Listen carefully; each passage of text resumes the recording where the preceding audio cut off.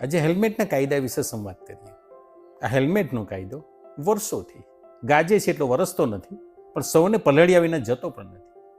મને એ જ સમજાતું નથી કે હેલ્મેટ પહેરવી ફરજિયાત કેમ, અને એના ભંગ બદલ આટલો કડક દંડ કેટલું યોગ્ય? શું સરકાર રોડ અકસ્માતમાં મૃત્યુ પામે છે એના પરિવારને આર્થિક સહાય આપે છે? હેલ્મેટ પહેરવી વ્યક્તિગત સુરક્ષાની બાબત છે, કોઈ ત્રીજી વ્યક્તિની સુરક્ષાની બાબત નથી કે સરકારે આટલી કડક કાર્યવાહી કરવી પડે. બલકે સરકારે જનજાગૃતિ અભિયાન ચલાવવું જોઈએ. આ લાખોની સંખ્યામાં કેસરી ખેસ પહેરીને ફર્યા કરે છે, ક્યારે કામ લાગવા? શાસ્ત્રની ભાષામાં આ રાજહટ કહેવાય.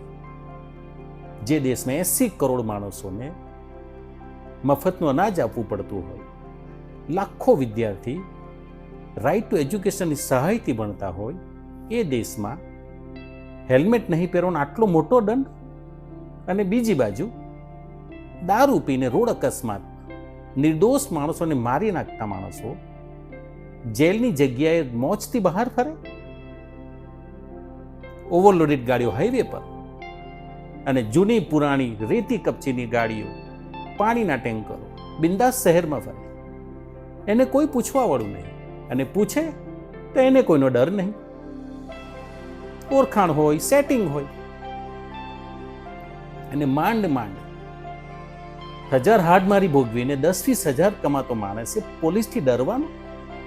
શું એને માફ નહીં કરી શકાય? દંડ જ માત્ર વિકલ્પ હોય તો નજીવો દંડ નહીં રાખી શકાય? નજીવો દંડ પણ ક્યાં સુધી ભરશે નાનો માણસ? આપોઆપ હેલ્મેટ પહેરશે. થોડો સમય આપો, ધીરજ રાખો. સુચારુ રૂપે કામ કરતી સરકારના રાજ્યમાં આવવું કેમ? જય શ્રી રામ.